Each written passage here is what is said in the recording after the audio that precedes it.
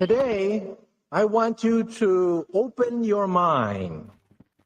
I've almost come to the conclusion that the story is so damn big that the mass of people can't deal with it. We are in process of developing a whole series of techniques to get people actually to love their servitude. We face a hostile ideology, global in scope, atheistic in character, ruthless in purpose, and insidious in method. For we are opposed around the world by a monolithic and ruthless conspiracy that relies primarily on covert means for expanding its sphere of influence. To change the minds and the attitudes and the beliefs of the people to bring about one world socialist totalitarian government. The potential for the disastrous rise of misplaced power exists. It has patterned itself after every dictator who has ever planted the ripping imprint of a boot on the pages of history since the beginning of time. If you can get people to consent to the state of affairs in which they are living, then you have a much more easily controllable society than you would if you were relying wholly on clubs and firing squads and concentration camps. Tools of conquest do not necessarily come with bombs and explosions and bombs. There are weapons that are simply thoughts,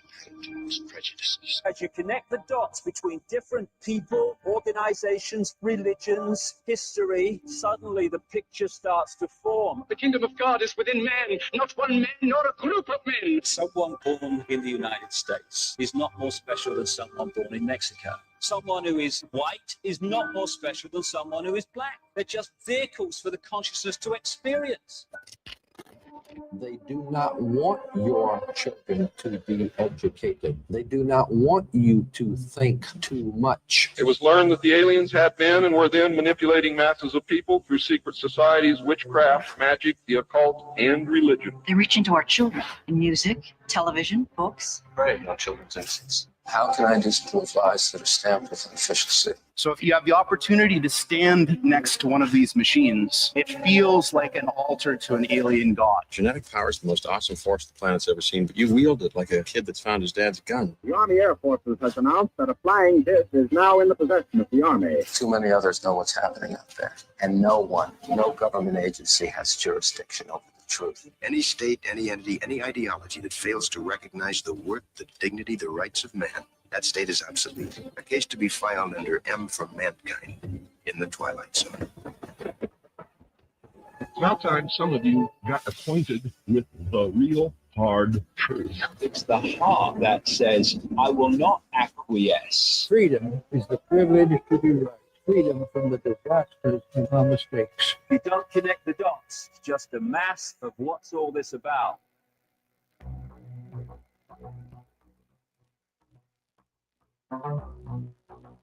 You are listening to the Secret Teachings Radio. I'm your host, Ryan Gable, and I'd like to welcome you to this live episode of the Secret Teachings on X, Facebook, and YouTube, a random live show, which will be our Thursday, August 14th show in the archive. If that's where you're listening, welcome to the show. Thank you for tuning in to the free archive or the subscription archive at tstradio.info. You can see the scrolling bar on your screen that gives you information about the show, and links are below that on YouTube. They should also be there on X and Facebook as well. The mass majority of listeners, of course, in the various archives, wherever you're listening, thank you so much for supporting us. Whether it's free or whether you subscribe, either way, it supports us and keeps us independent Monday, Tuesday, Wednesday, Thursday, and Friday. As I said, tonight's show is kind of random. It is technically the 14th where I am here in Japan. It is the 13th where most of you are watching this, listening to this live. This will be for the 14th of August in the show archive. And I decided to do a live show tonight because I got a lot of work done this morning, and I have a new Ethernet line that I finally got, and I plugged that in, set it up, and I thought might as well test it out. And it appears that the Ethernet line is working very well, a lot better than the Wi-Fi connection that I'd had before. Never intended to do a lot of direct video broadcasts, so that's why I didn't have one of these Ethernet lines. At least I haven't had one for a long time. Anyway, the point is it works really well. It looks like the video is coming in crystal clear, and hopefully that resolves any kind of grainy skipping or kind of strange blurred imagery that I've noticed. No one's complained about it, but I've noticed in a lot of the shows that we've done on YouTube. Now, if you've paid attention to the secret teachings for any amount of time, you'll know that we like to blend together. I like to blend together things that are occult, meaning hidden. That could be symbolism, anthropology, mythology, etc., with things that are topical. Some might refer to it as parapolitical or paraconspiratorial. I think both of those labels apply. What you're seeing on your screen right now is not just me. You're also seeing the show promo tonight. A handful of you might recognize that show promo as being part of another show that we did about Palantir. And on that show, we talked about Palantir's history and the occult significance of Palantir and what the name itself means, where it comes from. It comes from Lord of the Rings, which is why there's a Lord of the Rings image being used for a promo picture. And in Lord of the Rings, you have these Palantiri stones or crystal balls or seeing stones that allow one to see beyond their eyesight. It is a mystical, metaphysical, divining object. And that's what Palantir was named after, because the founder of Palantir, Peter Thiel, is a big fan of Lord of the Rings. Now, that history is twofold. It's multi-layered, because there's the official history of Palantir, which is that it's just a fun little company, a nice little company that popped up out of nowhere by some guy who is interested in living forever and who also happened to finance, both financially but also energetically, the career of the Vice President J.D. Vance. And this company has no connection, even though they do the same thing and they want to achieve the same goal. They have no connection to the Pentagon. They have no connection whatsoever to the federal government. And they're just this little company, and that's it. Of course, they have major contracts with the federal government, and Palantir stock has been rising rapidly under the newly elected presidential administration. And so all of that aside, we're going to look at Palantir tonight. We are going to look at the history again. We're going to take a look at Palantir's involvement with the federal government, but specifically how that relates to what we discussed last night, and that is the idea of an increasing, and now I guess widely accepted by some standards politically, police state. Now, I am very young compared to most of the people in the field of conspiracies and whatever you choose to call it. I don't consider this alternative media. I consider this just objective analysis from the outside looking in. I don't consider myself part of a movement, etc. But I'm a much younger person than most of the people that are involved in these fields. And now more and more younger and younger people are being recruited in order to persuade the younger audiences, including people probably up to my age in their mid-30s, to take and to believe new kind of altered, morphed, revolutionary ideas.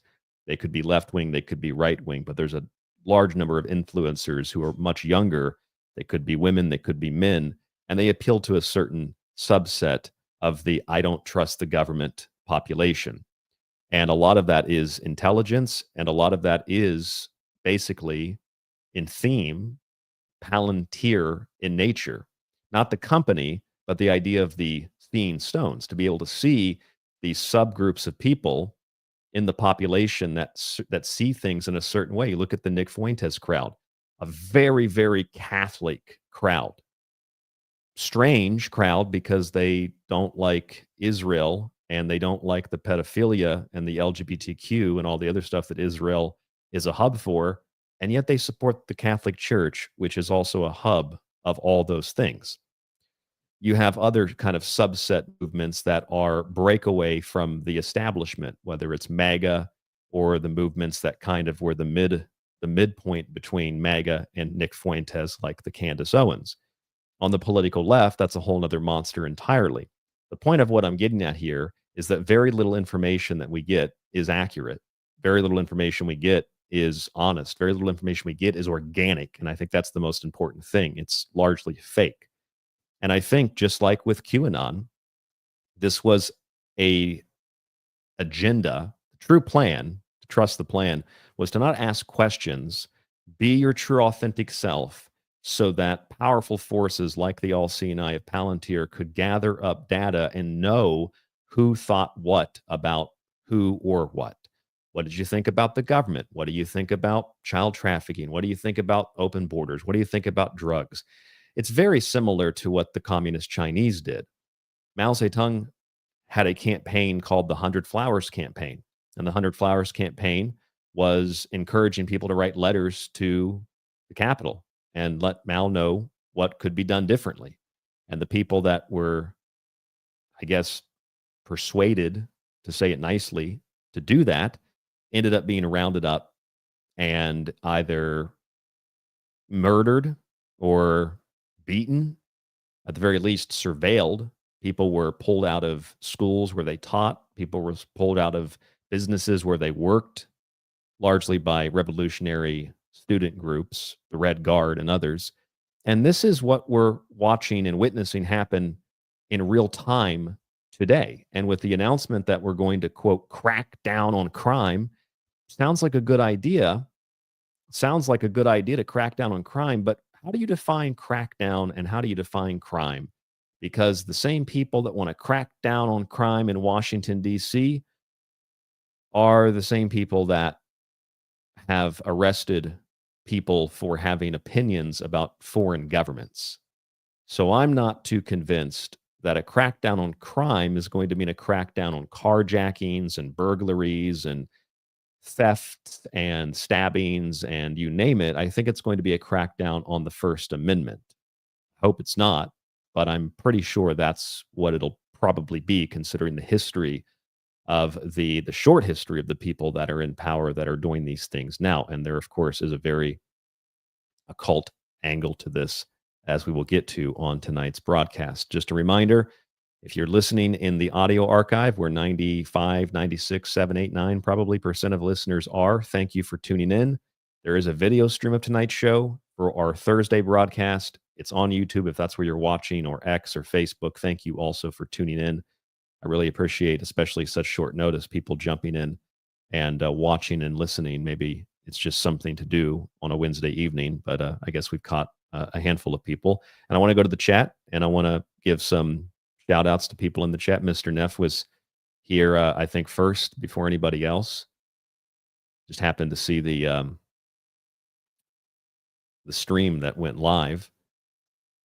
Howdy, Mr. Neff. Thank you for joining us. Bad Monkey is here. Aloha from Maui. It's earlier in the afternoon. They said 6 o'clock, something in the afternoon there. It's about 1 o'clock here in Tokyo.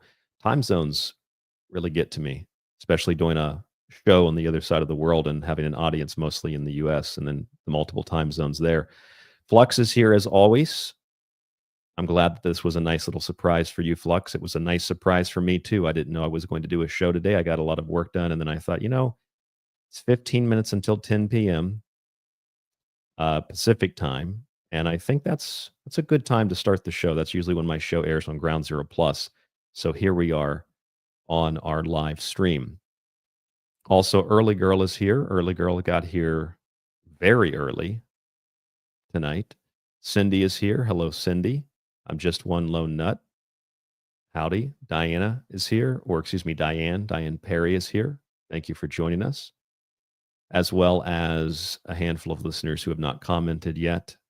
Thank you so much for joining the show. I see Rita just joined us. Good evening. Happy for a random show. Me too. Tranquility Base is here. Finally caught a live show. Yes, you did. And Sunny G is here. Blake is here. I don't know if I've seen, I think Sunny was in here. Blake might have been here once or twice. Some of these names I noticed more than others popping up in the chat room. And is that Jackie? Jackie Blue from Southern California. Jackie, howdy. Welcome to the show. All right. So there are a lot of listeners in the live chat. I'm sure we'll get more. And I'm trying to shift back and forth between hosting a video show, but also most of our listeners are in the archive. I don't want to talk as much about, video things when I have most listeners in the audio thinking, what is he talking about? I can't see anything. So let's start here. Let's start with a very brief recap of last night's show, where I discussed the statistics of crime in Washington, D.C. So when you look at something objectively, at least that's what I attempt to do, you see the dichotomy, you see the political left-right paradigm of Republicans saying there's crime in Washington, it's out of control. And then you see Democrats saying, no, crime is dropping. And so we explored last night the crime stats in Washington, D.C. The left says that violent crime is decreasing. And that's true. It is decreasing. The question is, though, what is the national average of the crime before it dropped and even after it dropped? What is the national average? And the national average for crime in Washington, D.C. is really, frankly, just off the chart. It's hundreds of % higher than the national average, even with dropping numbers. Then you have to ask, well, how are the numbers dropping? Because policies haven't changed. Laws haven't changed. So how are the numbers dropping? Well, they just don't report things. Chicago, Baltimore, D.C., Los Angeles, you name it. So numbers drop because people don't report things, laws aren't enforced, etc. And there's also other kinds of crimes. Because if you looked at violent crimes, that's a completely different category than crimes that are not so violent. Carjackings, I would argue, are probably pretty violent on average, but that's a separate subcategory from violent crimes. Okay, so what about carjackings? What about crimes of theft or fraud? You would think that has to be out of control in Washington, D.C.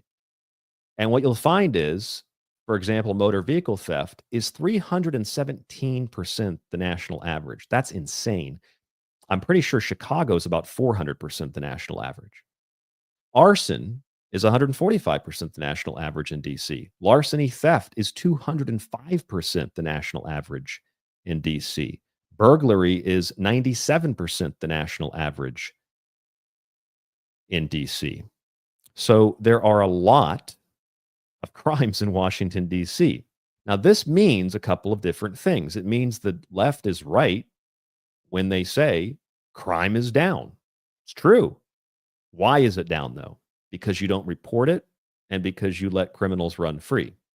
When the political right says there's a lot of crime and you compare that and contrast it with crime is down, well, they're right and they're wrong.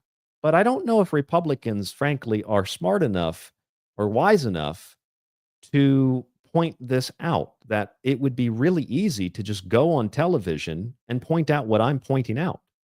They're lying. Crime is down, sure, but it's only down because they don't report it, which means it's probably up statistically overall. And even so, it's actually way above the national average in D.C.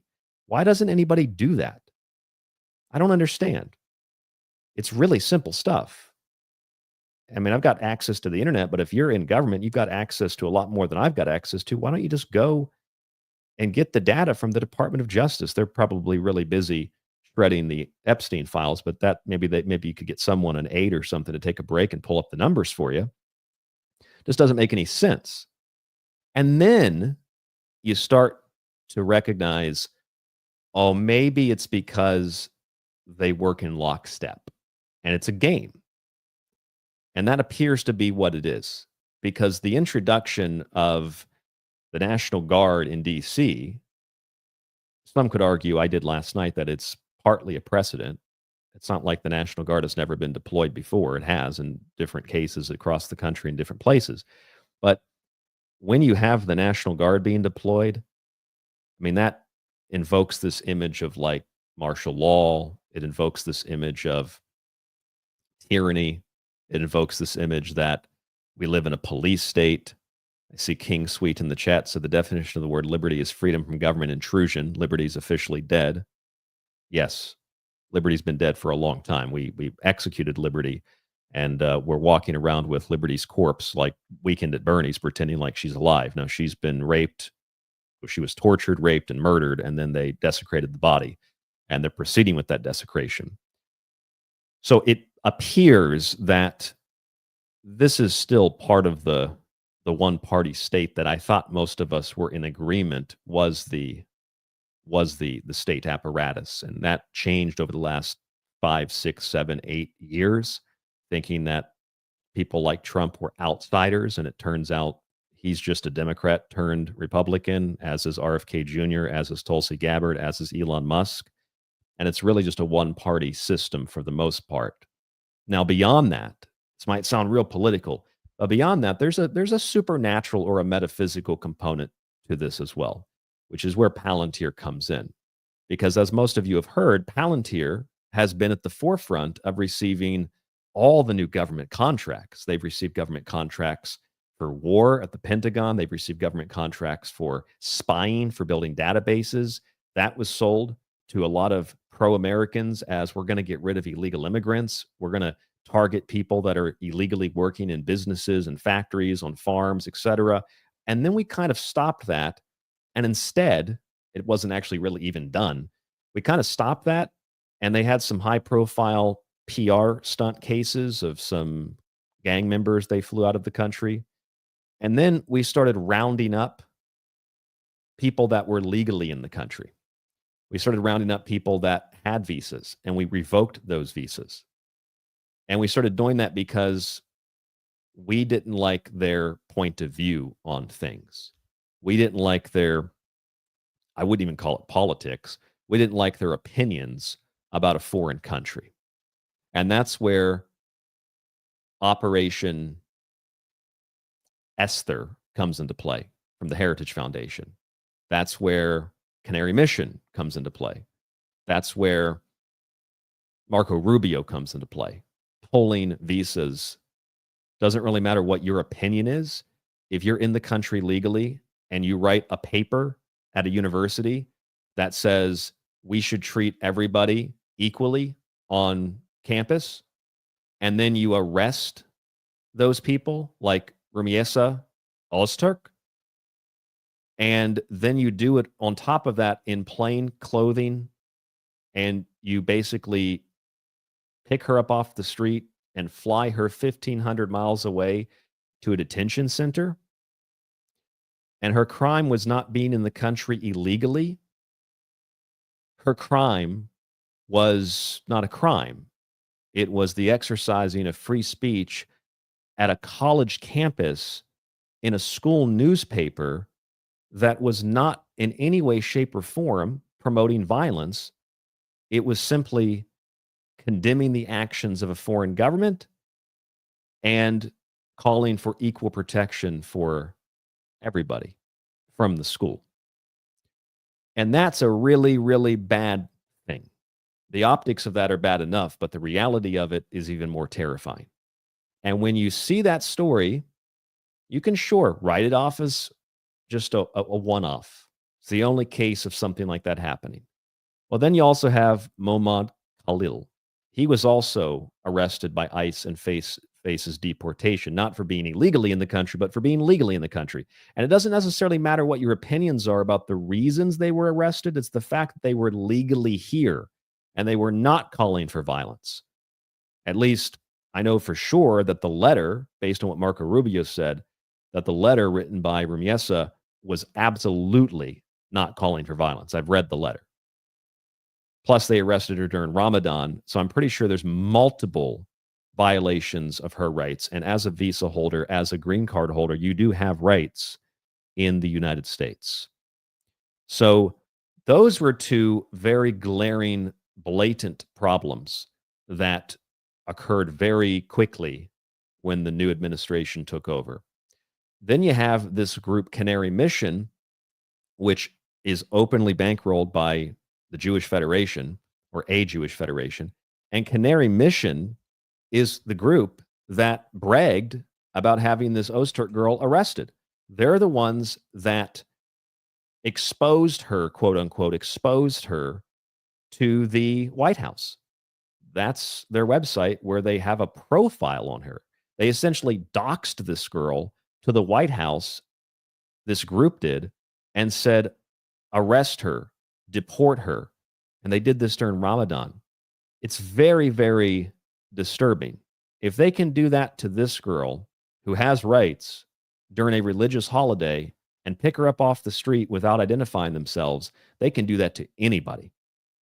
They can do that to Christians. They can do that to atheists. They can do that to men. They can do that to women. They can do that to legal citizens who don't have a visa. You grew up here. You live here. And the same thing could happen to you if the basis for why people like this have been arrested is because they have opinions that a foreign government doesn't like. So that is all dangerous enough. That's all a big enough problem. But the problem gets even worse, because then we learned that this was part of a larger crackdown to track not illegal immigrants, but to track people who had opinions that were contrary to what a foreign government wanted you to think and believe. And that's where we come into the Palantir sphere. That's where we arrive at the front doorsteps of the Palantir castle, where Palantir is behind helping the White House to build what is essentially an unprecedented spy machine. Now, this is the thing that gets me, is that there are plenty of people, politically motivated people, that have had an issue with this in the past. They had an issue with it when President Bush did this kind of thing, this type of stuff. And they had an issue with it when Obama did this kind of thing. Now, when Trump does it, there's a justification for it. And there's an additional layer of protection, because if you were to point out what company is behind this and who runs it, it's considered anti-Semitic to talk about Alex Karp, who brags about murdering people. And so this is a much bigger deal than those two people I just showed you being arrested. But it's all part of the same system. It's all part of the same mechanism, because this database, which there's already plenty of databases, this database will be used to do exactly to you what was done to them. And then we hear the announcement that we're going to have a giant federal takeover of DC, which they have direct authority. Congress does, the White House does in DC. I love how the mayor of that city or that district is named Bowser, like a fucking Nintendo character villain. It's crazy. Like Sam Bankman, Mayor Bowser. It's really unbelievable, the synchronicities of names like this. Like with Sam Altman, the guy that wants to alter man. You can't make this stuff up. I can't believe her name is Bowser.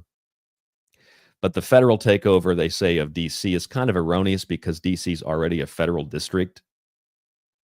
But if you're going to apply the same type of policies to cities across the U.S., as the president, you have to have some kind of reasoning, some kind of like justification that allows you to exercise that authority. For example, there has to be, say, an insurrection. There has to be an invasion. There has to be something like that. Crime, just to say general crime, I don't know if that fits any class. I don't think any attorney or lawyer could argue that that fits the classification of presidential authority, just to send in the National Guard because there's crime. So there needs to be at least, that's another thing, like with the statistics, they don't even give you the statistics and explain why the other side's wrong. And that's what makes me nervous. There's no attempt to justify the legal authority. There's just a fighting back and forth between, oh, it's fascism, it's wrong, or we have to do it to stop the criminals. QAnon said it was okay. There's just like no logical, rational discussions about any of this stuff. But the optics of this are really bad, because this is, as I'm sure most of you know, it's very similar to all those theories and conspiracies we heard about martial law and Rex 84 and internment camps and all that kind of stuff. And that was really the conspiracy world that I cut my teeth on, sharpen my nails on, was Rex 84, was reading, Bill Cooper, was reading about the federal FEMA takeover plan. And I remember as I learned more and more about that over the years, like with so many other issues, I've always said that, this stuff, it doesn't happen the way that we imagine it's going to happen. It doesn't happen the way that we think it's going to happen. Like, did anybody on their bingo card have "Make America Great, let's get rid of the deep state and the globalists"? I never supported that because I always thought it was just meaningless. But anybody have on their bingo card that would translate in NWO language to adopting electric cars and adopting stablecoin bit currency and enacting the police state that we've been worried about for so long? Did anybody have that on the bingo card? Don't think so. It doesn't happen the way that we think it's going to happen. So here we are with what is considered a federal takeover of DC, which is erroneous because it's a federal district, so you can't take over something that you own. It's like man who owns home takes over home. He owns the home, he lives there. So it's not really a takeover of the home. It's kind of stupid to say that. But we get this from the U.S. Department of Defense. National Guard Task Force mobilizes to restore safety in nation's capital. Now, I mentioned this last night, and I'm wondering how many of you in the chat feel the same way. Please comment, and I'll bring it up on screen, and I'll say it out loud for the audio audience. But if if most of why do you call the police? You call the police after a crime is committed, or maybe in the middle of a crime being committed. Someone breaks into your house, you can hear them downstairs, you call the police. Usually, police show up after the fact. They don't show up before the fact. A lot of police usually don't prevent crimes, even though Walmart might park a police car that's not really a police car. It says like World Security Police, like Team America, World Security Police on it. It's on a real cop car, but it's supposed to deter shoplifters or something, which apparently that doesn't work because they had a lot of those stores shut down their automated checkouts because people, or the self-checkouts because people kept stealing. Point is, it's like I'm thinking of this cop car that they used to have in Tucson. I don't know if anybody lives in Tucson. There's a cop car over near the what's that mall, the movie theater over near where Natural Grocers is. I forget the name of the mall. There's like a Target there, but there's a cop car parked out front of that Walmart. It says like World Security Police or something. It's just total nonsense. Okay, anyway, point is, I'm wondering if anybody else thinks this in the chat. Like, if you're going to introduce these kinds of policies, and you're going to introduce these kinds of perceptually draconian measures, do you think that there's any sort of, I don't know, provisions put in place to prevent this kind of power from spiraling out of control naturally and organically? Like, do you think that there's a way to close Pandora's box once you open it? And do you think that maybe this open declaration of we're going to stop crime, do you think that maybe it's impossible to stop crime when most of the crimes are committed before law enforcement get involved? Like, deploying the National Guard is not going to stop burglary unless there's National Guard troops stationed outside your home. Does anybody in the chat think that deploying the National Guard is going to stop carjackings, which are hundreds of percent, over 300% higher than the national average? No. Do you think that the National Guard is going to stop people robbing a convenience store? Not unless there's a National Guard troop with a machine gun stationed at the door. And even then, a lot of criminals are so conditioned by the fact that cities don't, Bowser, doesn't have the wherewithal or doesn't have the conscience to enforce the law. So, a lot of these criminals feel so emboldened, they probably would still rob the convenience store with the National Guard out front. And if the National Guard tried to stop them, they'll probably get some left-wing psychopath lawyer with a yarmulke on their head, and they'll sue the National Guard and get $1 billion from the federal government, because that's where we are. I see Gary is here in the chat. Gary said, not peacefully. Nope, not peacefully. Blake says he's in Tucson. Yeah, go up there to that. I forget what it's called. I forget the center. I went there all the time. There's like a Burlington Coat Factory, a Target, and there's a Walmart there next to like a giant tire center.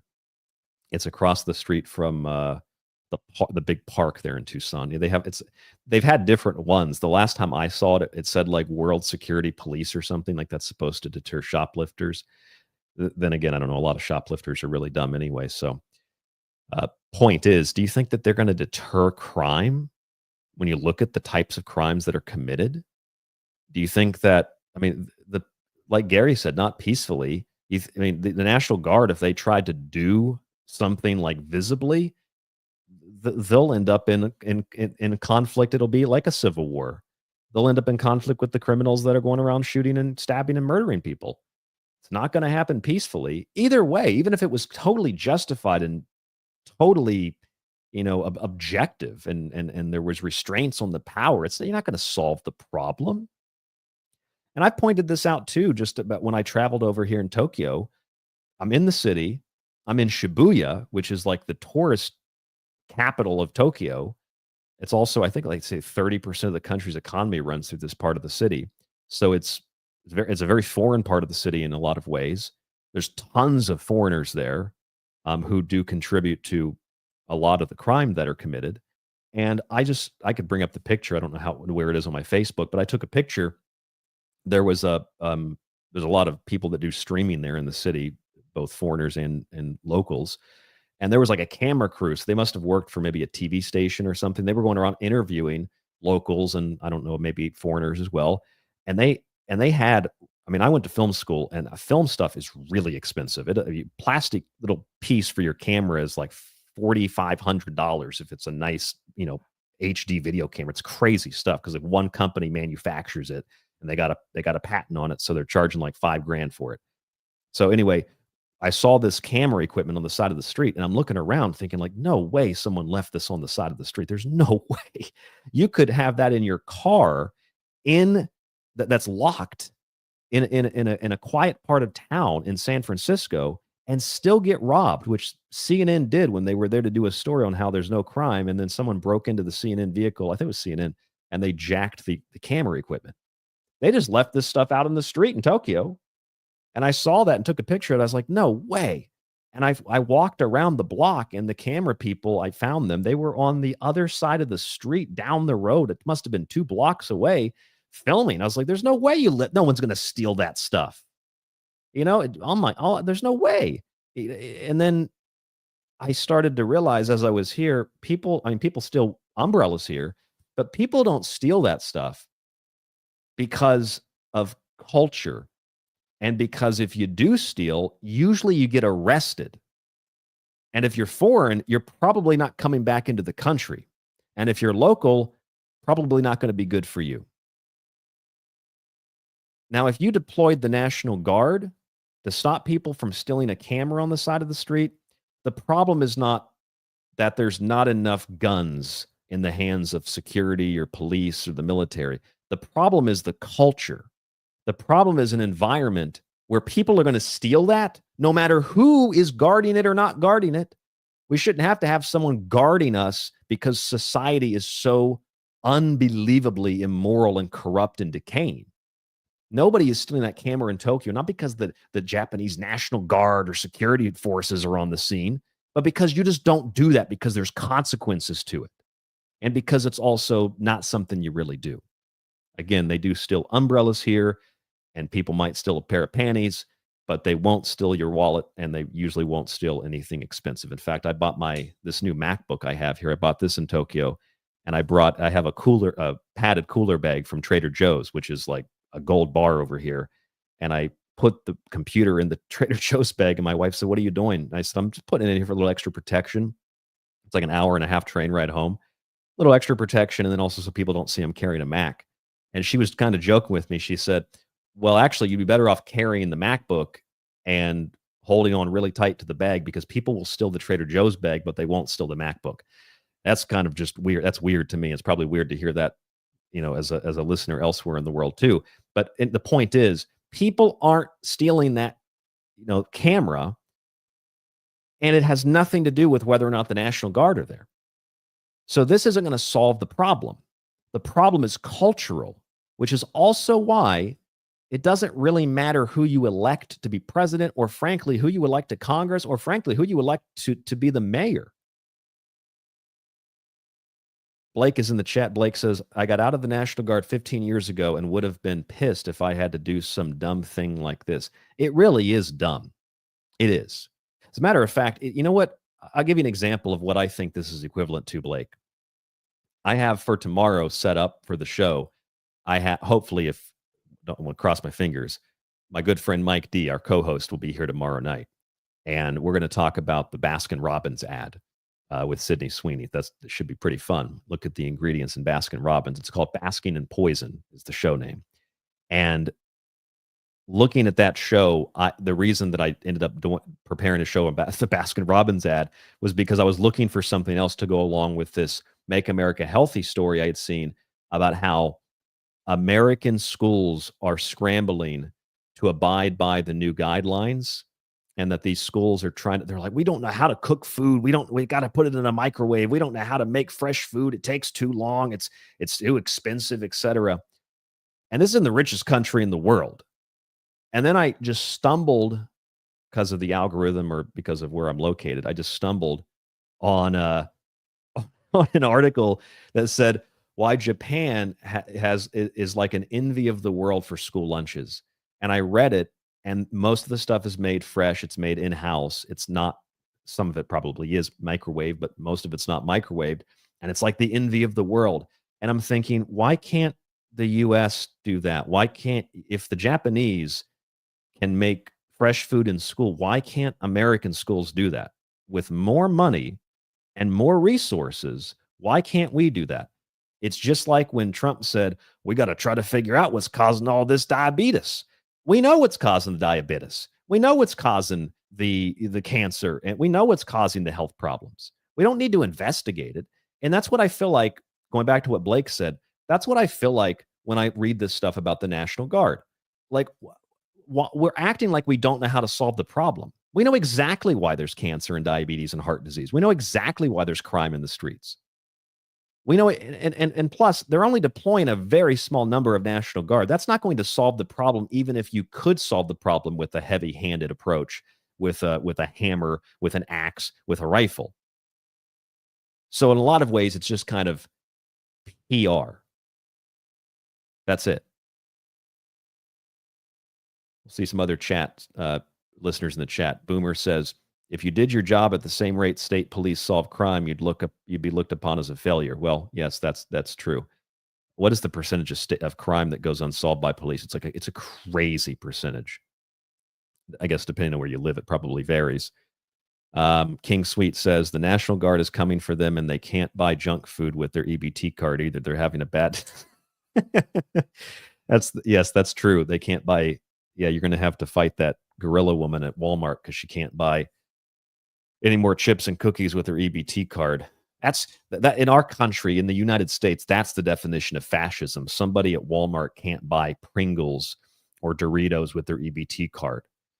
As much as I have an issue with a lot of stuff RFK Jr. has said, I love what he said about SNAP. Someone said, why do you think that it doesn't mean people can buy junk food? He said, because it's in the name, Supplemental Nutrition Assistance Program, not junk food, nutrition assistance. And this junk food isn't nutritious. It's empty calories and it's garbage. Just like Baskin Robbins, you'll learn about that tomorrow night. So that is so true. They're going to have riots because people can't buy Doritos.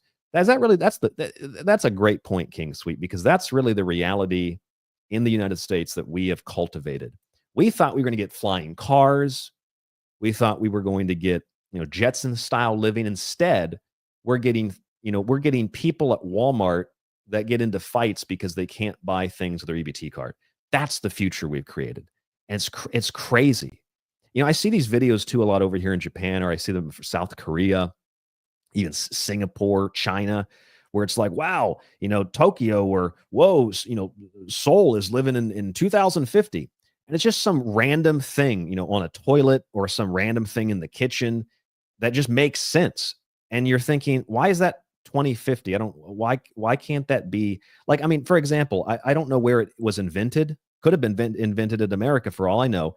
But I moved into this apartment here, and I've stayed at several of them when I was traveling, but I moved into this apartment with my wife, and they've got these like really fancy kind of magnetic clip door stops. In the US, since I was a kid, I used to play with it as a kid. There was that little metal spring that they didn't even take the time to remove or cover with tape, and they just painted over with white paint, and it would just go bring, bring. We still have those in the US. That's like 1950s. Can I get like a magnetic stopper for the door so it doesn't blow the wall out, and then I get charged $5,000 by the apartment complex? Just little things like that. You see that, and people online are like, whoa, they're living in the next century. No, they just don't. They just advance as advancements come. They don't stay 50 years behind the rest of the world, apparently. It's crazy stuff. Just little tiny things like that. So that's the point is, people, yeah, I guess they're fighting in Walmart because they can't buy something with EBT, and we got to deploy the National Guard for that. See, there's a lot more to the statistics, like I've pointed out. What's the national average for, say, violent crime? It's 200% in Washington. So even if it's down because they're not reporting it, it's still way above the national average and way above safer parts of the world that are even bigger cities than places like DC. And then you have to look at why deploying the National Guard is supposed to solve the crime. Local police can't solve the crime. So how is deploying the National Guard going to solve the crime? It doesn't. But it could spark enough fury that it cultivates, that it creates at least the optics of what is, I think, usually erroneously termed, I use the term too, but it's erroneously termed, the optics of a civil war. Blake, you guys are really on in the chat tonight. Blake S. says, we can occupy Japan for 80 years and yet can't compete with them on school lunches. I should screenshot. I'm going to screenshot that, Blake, and I'm going to use that for tomorrow's show when we have Mike on. Let me screenshot that for the show tomorrow. All right. Yep. Can't compete with them on school lunches. Exactly. It's actually just pathetic. We don't know how the school lunches work. We don't know what causes diabetes. Oh my God. We have no idea how to stop crime. I remember reading something from Regina Romero, the mayor of Tucson, where she said, we're putting together like a task force to figure out why people are committing crimes and how to stop them. Putting together, one of them was like, we're going to try to figure out why there's trash everywhere. Put it in the trash can. That's why. There aren't even trash cans over here unless you go to a 7-Eleven, and yet there's virtually no trash in the street most places you go. So I don't, everybody else can figure this out, but we can't. It's just, that's not an issue of capitalism, because capitalism would say, well, let's just invent a place to put the trash. It did. It's called a trash can. We don't use them. It's a cultural problem. That's the issue. It's a cultural problem. And I don't mean like an American culture problem. It's a cultural problem across the board because of the types of people, human beings of all varieties of backgrounds, who are not, even if they're educated, who are not good people. They're not moral. They're not righteous. They don't care. They have very little concern for other people. And that's not a problem you solve with voting. And it's not a problem you solve with the National Guard. Now that we have that out of the way, and we have the potential for this type of thing to spark at least the optics of what people are warning about with a civil war and with, martial law. I love how people on the right have always used that term, martial law. And now that we're going to put federal troops, or that's how they paint it, it's National Guard troops in a federal district, suddenly that's like martial law. It's really disgusting. People just, in politics especially, have just no conscience whatsoever. Zero conscience. But then again, I don't know, if you listen to people like Corey Good says your conscience, your little voice, is actually an alien virus from somewhere else that should be eradicated. So maybe the alien virus is responsible for why there's so much crime. It is. I mean, it is a virus. It's just it's a virus of ideology and corrupting of culture. So they call this a police state. For years, this, if you, me, anybody else said this kind of stuff, it would be a conspiracy theory. Now it's a police state because Trump's doing it. But while simultaneously people kind of like the police state because we got to stop these criminals, which, it works so well with stop the illegal immigrants that we have to do it with just standard criminals now. We'll see how far that spirals out of control. I read this article as well from The Atlantic, the president's police state. Why wasn't The Atlantic writing stories like this when Obama was in office? Anybody? Why weren't they writing stories like this when Obama was in office? Now, I don't know if anybody remembers this. I remember this very vividly because I did an entire show on this. It was the Palantir show that we had done. Let's see what the date of that was. Back in June 2nd, 2025, this year. Palantir, Sauron's Black Box. And on that show, we talked about these tech executives that were commissioned as senior army officers. Remember this story? See, this is what came to mind when I read about the deployment of the National Guard in D.C. and the threat that they might do the same thing in other cities. I read about this and I thought, wait, didn't they just appoint a few months ago people like Shyam Sankar, the chief technology officer for Palantir, as an honorary, I think they called them colonels, but they were executive commissioners in the military? Didn't they just appoint Andrew Bosworth, chief technology officer for Meta? Kevin Weil, chief product officer for OpenAI. That's Sam Altman's company. Meta is, of course, Zuckerberg's company. And Palantir is, of course, Karp's company and Thiel's company, whose little vampire child, J.D. Vance, is in the White House as vice president. And also Bob McGrew, advisor at Thinking Machines Lab and former chief research officer for OpenAI. These people were appointed like honorary military positions. Oh, it's just for, show. Sure, and the National Guard's just for show, and the giant database that Palantir is building, although there's plenty of databases already. Every time you go to the store, they want your information. But the giant database, the defense contracts for billions of dollars, the preparation for war that Alex Karp said was underway last year, where he said, we're going to fight a war. I think I have that pulled up on my screen here somewhere. Yeah, U.S. is likely to fight a three-front war against Russia, China, and Iran. So I'm sure all of that's just an accident. It's coincidental. There's no connection between Palantir officials being appointed senior military positions just as appointments, which is like something that Stalin used to do. It's something that Mao used to do. You just pluck someone out of some, movement or group that you have, someone that'll follow orders, and then you just they just become a colonel. They don't have to work for it. They're just a colonel. This is what the Romans did too, especially around the time, but by the time of Constantine, there was like no meaning whatsoever behind most of the official titles. So people just wanted the titles, and they would just be given titles and the wealth and whatever else would come with it. But they didn't actually really do anything.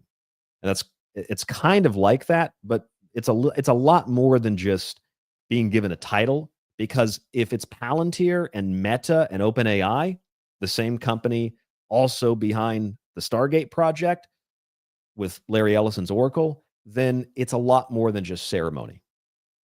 It's also part of a much larger plan, a much larger agenda, a much larger organized movement. And essentially, it feels like another version of a soft coup. Well, I thought we already had a soft coup in the U.S. We've had lots of soft coups. It's just one coup after another coup. One coup, or one coup over the cuckoo's nest, or one flew over the cuckoo. I forget. I did a show titled that one time. One flew over the cuckoo's nest, or something like that. It's just one coup after another. It's a bunch of people fighting for power and control of perceptually what is the greatest empire in the world. It's the exact same thing that happened in Rome. And each successive coup leads to less wealth, leads to truly less power, and more suffering before the whole thing comes crumbling down. And that, I think, is the position that we're at. Here's a Bloomberg story. Who owns Bloomberg, right? One of the richest people in the U.S. Also, he's another guy that wears the hat. So it's another member of the tribe. Thiel's Palantir and Israel agree strategic partnership for battle technology. That was January of last year.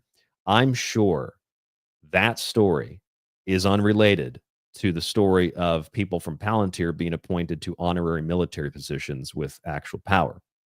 I'm sure that's totally unrelated to the plan of Alex Karp to fight a three-front war. I'm sure that it's totally unrelated to the recent $10 billion Army software and data contract that Palantir just got. I'm sure it's all completely unrelated. I'm sure it's unrelated to the, I forget the exact amount. I believe it might have been around 10 billion too. Palantir got a contract with the Department of Defense for, this was just recently. Let's see. Yeah, this was over the Maven system. Yep, here it is. Okay, so this is the one I was thinking of. Growing demand sparks DoD to raise Palantir's Maven contract to more than $1 billion. And the Maven contract, search this in the article, it's their, quote, smart system. And their smart system is being used for warfare, artificial intelligence, along with their other AI systems, which predicted that the Iranians were going to have an atomic bomb. Oh my God. And that the Iranians were going to attack. And the algorithm is why we probably bombed Iran. And then it wasn't bad enough. So a rabbi in Israel wrote an article that says Trump was burdened with the Epstein files because he didn't attack Iran. It's like they just openly admit it. Okay, anyway, Palantir is growing rapidly. And based on the history of Palantir, we know that Palantir is more of a mystical company in more ways than one, than it is like just another disgusting company that wants a lot of power and money. Now, they're named after the Palantiri stones. They took over the information, the Total Information Awareness Program, DARPA and the Department of Defense. They work with, they're basically the same. It's the same program. They even run a PRISM program like the National Security Agency did. So that brings us to what's happening now. That brings us also to the halfway point of tonight's show. It brings us to what's happening now with this idea of a police state. And it's not just happening in the United States. It's also happening in Germany. We'll look at that in the hour that is coming up. I'll pause just for a moment to let you know that you are listening to The Secret Teachings. I'm your host, Ryan Gable. Thank you so much for joining us this evening. A surprise episode of TST Radio on YouTube. I decided to do this show tonight because I am testing out the video quality. I hope that it looks good. Love some feedback in the chat. If you're listening to this show audio only, not only should you know that there is a video version of the show, but you should know that you're listening in audio form, be it in the free archive or the subscription archive, keeps us on air Monday through Friday. All those advertisements you hear that Spreaker puts into the show, that finances the show. And if you subscribe to the show, that finances the show. And also, if you grab a copy of one of my books, I've also got good news about the books too, because my new book should be out hopefully as soon as I get some of the proofreads back. I'm going to be sending out the proofreads on hopefully this weekend, maybe even, might even do it after the show today or tomorrow. Some of the proofreads to some people that are going to proofread the book, and then I'll be able to publish it. I'm playing around with the title. I think I'm going to go with Chosen People Syndrome or something like that. Zionists, Pharisees, and Kosher Conspiracy or Kosher Mafia, something like that. So it gives you an idea of what the new book is about. It's close to 600 pages. It's filled with references and images, and I think it'll be, also has a lot of stuff about Palantir in one of the later chapters. So I think it's going to be I'm proud of it. It's going to be another good selling book. And maybe we'll do a live stream of the book when it goes live, and we'll do maybe a giveaway of a digital copy or something like that. Thank you so much for tuning in. tstradio.info, rdgable@yahoo.com. There are links below wherever you're listening. Please support the show. Don't take us for granted. Those of you who already support us, you know who you are, so don't worry about it. Just know that you are appreciated. Thank you, thank you, thank you. I'll go to the chat, and I see we have a lot of additional listeners who have come into the chat. Scroll through some of these and I'll throw you on screen. Brandon is here. Brandon Kramer says, hello, Ryan. Based on the title, I think this will be a great show. Well, I hope that it's turning into a great show. Hope that you go back and listen to the first hour if you don't know much about the subject. Thank you for tuning in tonight, though. I appreciate it. Let's see who else we have in the chat. Patriot Girl. Matt Armitage is here. Lee Warner is here over on Facebook. So I don't know if he, I'm guessing he's listening on Facebook. Hello, Lee. Sometimes it shows me where the post is coming from. That one, I guess it does say Facebook. Okay, so he's coming over from Facebook and listening. Thank you for tuning into the show. Really appreciate it. All right, so what we're going to do now is we're going to shift gears into looking at the history of Palantir, and then we're going to look at some of the police state news and its relationship to Palantir. So, if we're looking at the official, unofficial history of Palantir, I'm going to go through the data, the details from the recent show that we have done on this subject, just to give you a little bit of a background. And I'm going to pull up the browser here so that you can see. I'm going to open these in the browser so you can see them as we go along here. So on that show we did back in June, I said, since 2025 began, we have seen the full-scale implementation of Stargate, a program to develop gene-altering cancer shots, which is something that also relates to the universal COVID and flu shots of the HHS, which are now openly being discussed. And RFK Jr. is openly talking about how great they are, just like Trump is still backing the Operation Warp Speed program. Then we learned this year that there was a plan, and I've shown you this already tonight, but I'll show it to you again. There's a plan to build an unprecedented, what they call an unprecedented spy machine to track Americans. The New York Times reported on the Trump administration's awarding contracts to Palantir. And as more and more people have become aware of this, you're finding less and less people that are justifying it by saying, well, Palantir is a small company, so they don't really have as much power. That is until you recognize, that is until you are able with a solid spine to acknowledge what all of this is. And it's not independent companies like Facebook working separately from Palantir, working separately from OpenAI, working separately from Oracle. They're all part of the same apparatus. They're all run by the same types of people. Who runs Meta? Mark Zuckerberg. What is his, quote, ethnicity? Who runs OpenAI? Sam Altman. What is his? Who runs Oracle? Larry Ellison. What is his? Who runs the AI is maybe dangerous, but probably pretty good, but we need to do it either way? Yuval Harari. And what is his ethnicity? And who runs Stargate? Well, that's going to be a handful of companies, including mostly Oracle and Sam Altman's OpenAI.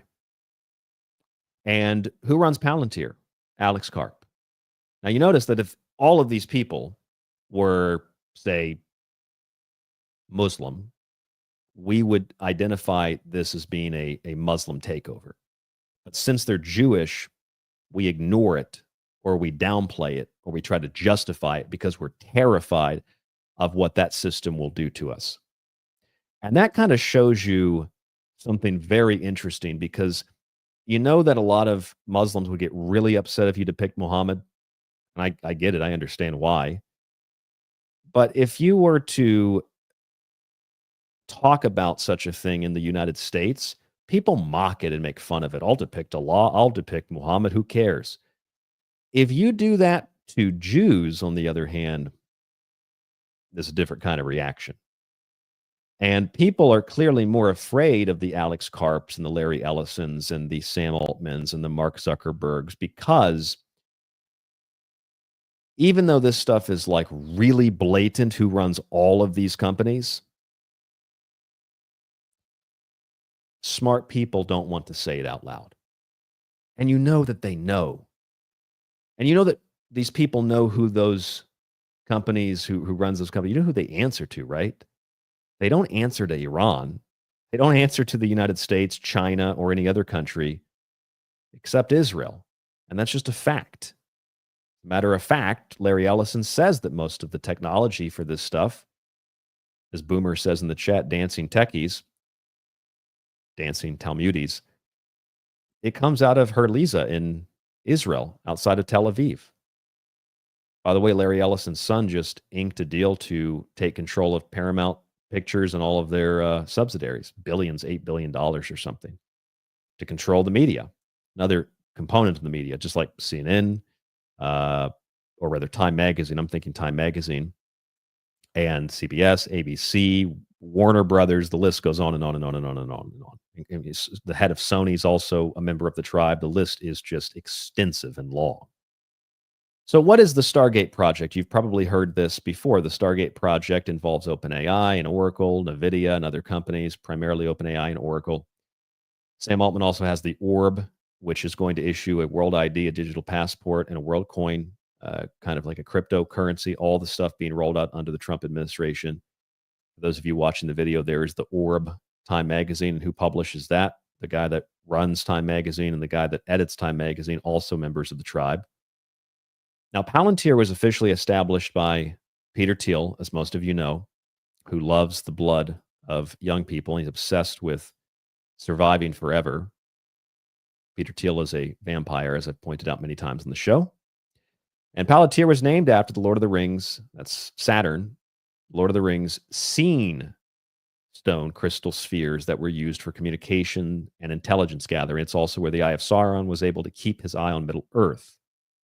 Thiel also co-founded Rivendell 7 and Mithril Capital, which are, of course, both named after Lord of the Rings, one of which is named after the mythical Elvish city.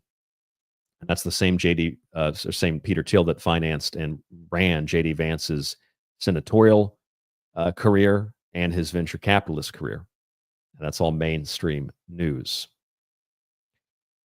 Now, if you look at Palantir's history, Palantir was founded around the time of 9/11, and it was actually founded on PayPal security algorithms, some of which supposedly came out of what happened on 9/11.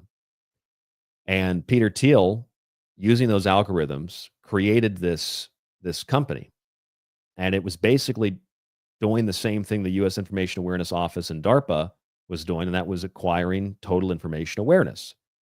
That program in 2003, it was around May 2003, that program changed federally. And within a few months, the funding was completely pulled from it. And at that time, just right then and there, that's exactly the moment, the same month, the same year that Palantir was formed, right when DARPA and the U.S. Information Awareness Office changed their program. So the blueprint for Palantir was DARPA and the Pentagon. That's the blueprint for Palantir. And not only is that the Palantir blueprint, but it's a lot more extensive than that today, just total information awareness. It's way more than just information awareness, because as we've noted on this show before, they're in the business of predicting the future based on information. Remember when Amazon said they can send you packages before you order them based on what you look at and what you touch on the computer and where your eyes look on the computer, where your eyes go? Well, that's the technology that's being employed to gather up all of your information. Palantir also received some money from the intelligence community to start the process of doing exactly what DARPA and the Department of Defense was doing. Also, Larry Ellison's Oracle likewise started with intelligence money as well, millions of dollars. So they're intelligence assets, just like Facebook is an intelligence asset. Frankly, I think Zuckerberg is probably connected with the Mossad. He's a plant. He's a cover. He's a face. And everybody says, well, his wife is Asian, so the Chinese are spying on us. Well, I know that, Israel's not the only country that spies, but it's not about spying. It's about controlling. It's about blackmailing. It's about controlling the most powerful government on the planet. And it's also about religious zealotry on top of that and manufacturing the eschaton. Okay, so these all have CIA money behind them, and Google, who founded Google, also members of the tribe. I mean, all of it is members of the tribe. All of it. So it's just part of, it's like a Lovecraftian old one monster. There's tentacles to this stuff everywhere, and it all comes out of Israel. And they want to go beyond just data acquisition. They want to preempt future action. They want to preempt future decisions that you make. The New York Times even reported this, New York Times Magazine, in an article that, if it'll load here for me on the screen, maybe it won't load because I don't have a subscription to go to the archive. Yeah, here we go. Go to the archive and you can actually see the article, I think, hopefully. Unless they pulled it. I've got a screenshot of it. Looks like it's not going to load.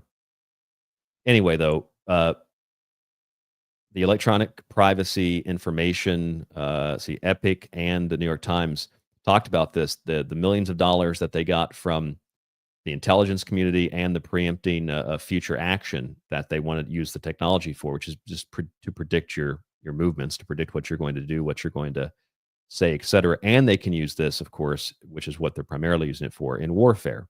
So they can use this to track and monitor what people are saying online, because the tribe owns Facebook, they own Instagram, they own Palantir, they own Oracle, they own OpenAI.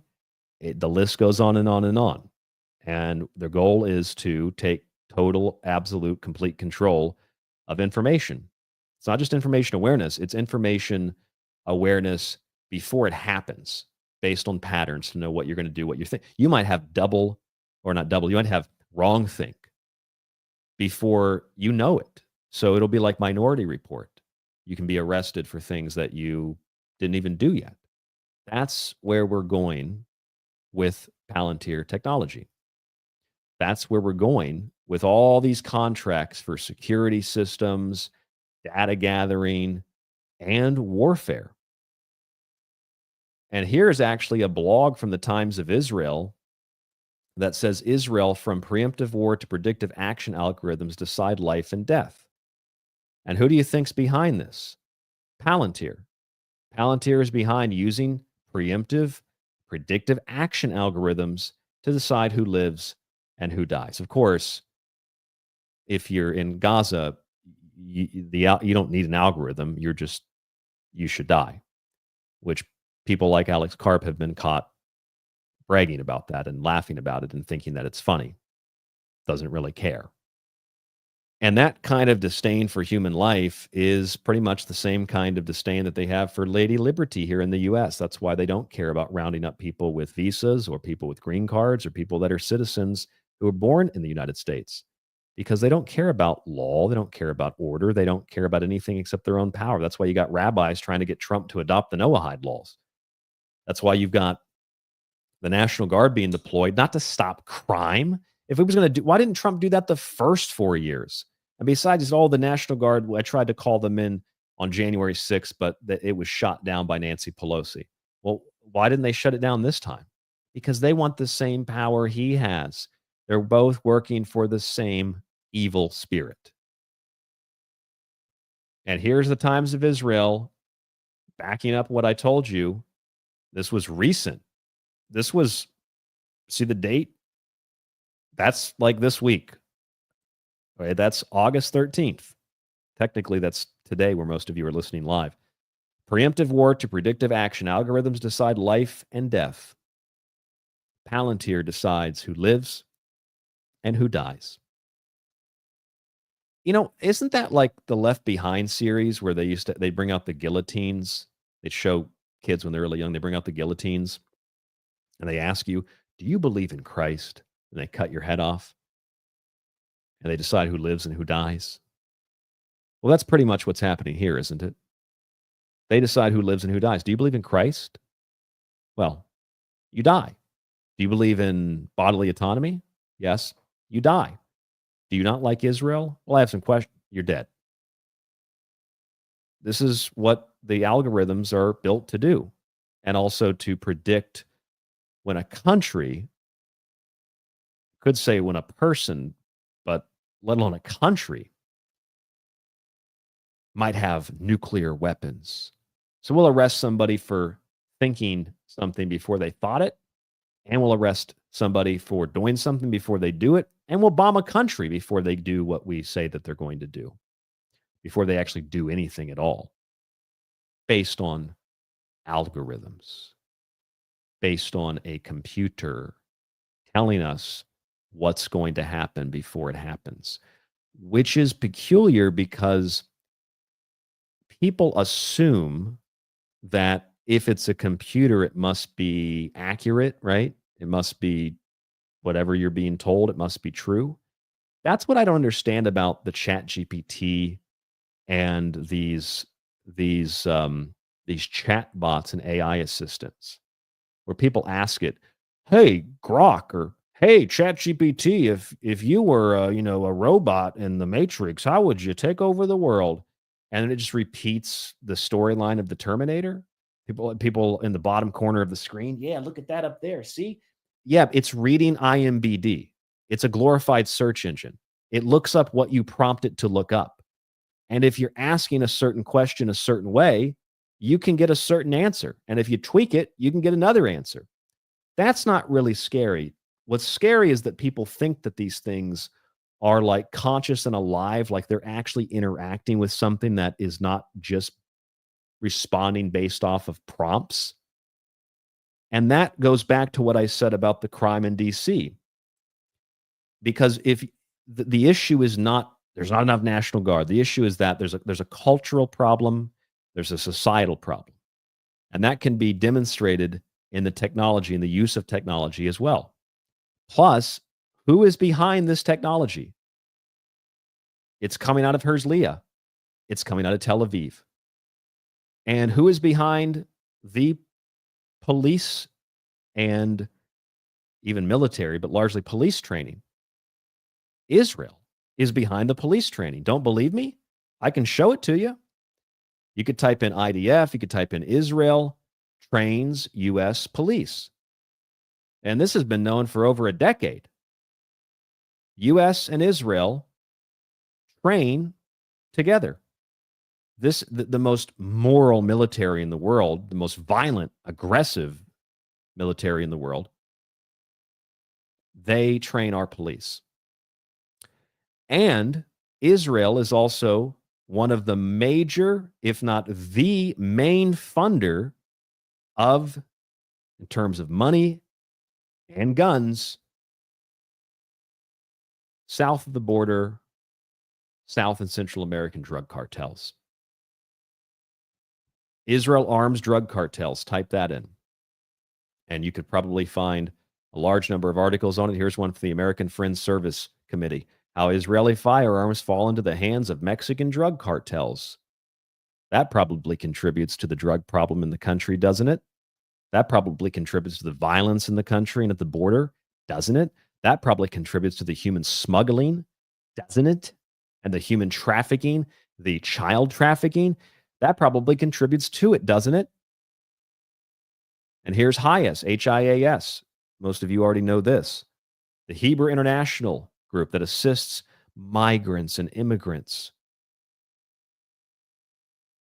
So the drug and the crime problem is also an Israeli problem. So in other words, Israeli companies want to use total information awareness so that they and get all the data so that they can determine who's on their side, who plays ball, who decides, who they're going to decide who lives and who dies, who gets arrested, who gets deported. And then you have Israel and companies financing, organizing, training. They even train Drug cartels. And this has been known since the 70s, 80s. Israel trains drug cartels. And not just drug cartels, they train death squads. Here's the LA Times. Tape shows Israelis training cartel killers. So they train, they arm, they finance not just American police. They do this to the drug cartels too.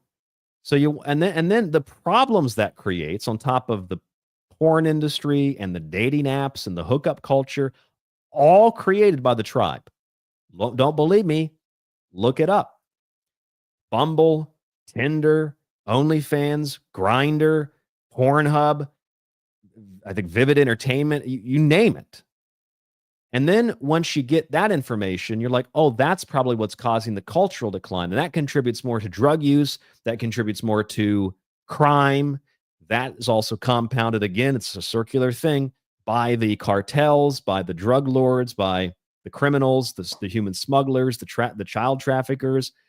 And it's all Israeli. And then you've got the companies that are gathering the data probably to find out who can point these things out so that they can be targeted. And then they have people, I don't know if Nick Fuentes is one of them or if that Dave Smith guy is one of them, but they have people like that. Okay, since a Jewish guy says that I can talk about this, it must be okay. But then there's still probably somewhere within the Dave Smith world where there's a line you're not allowed to cross until you're told that it's okay to cross that line. It's controlled opposition. It's the slow dissemination of information through a controlled device, a controlled apparatus. Tonight's show is not about Israel, but you can't flip over a rock without finding these people because they run OpenAI. They run ChatGPT. In fact, the ChatGPT logo is the Star of David if you invert it. I can show that to you because it sounds really hard to believe. I can show that to you. I'll pull that up while I'm speaking here. They run Google. They run YouTube. They run Facebook. They run Time Magazine, publishing fake starvation photos to prove there's no starvation. They run all the major companies. They run Palantir that is preparing for war.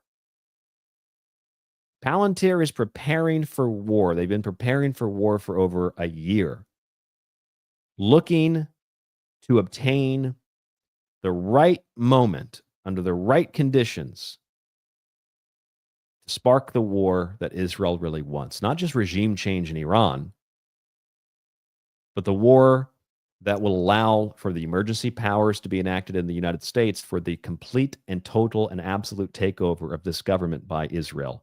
There's very, very little that is not controlled by Israel. And proof of this can be found in the fact that people like Donald Trump they don't support Israel enough. Did you know that?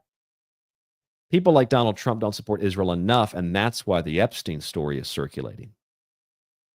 I didn't say that. That's what a writer for the Times of Israel wrote.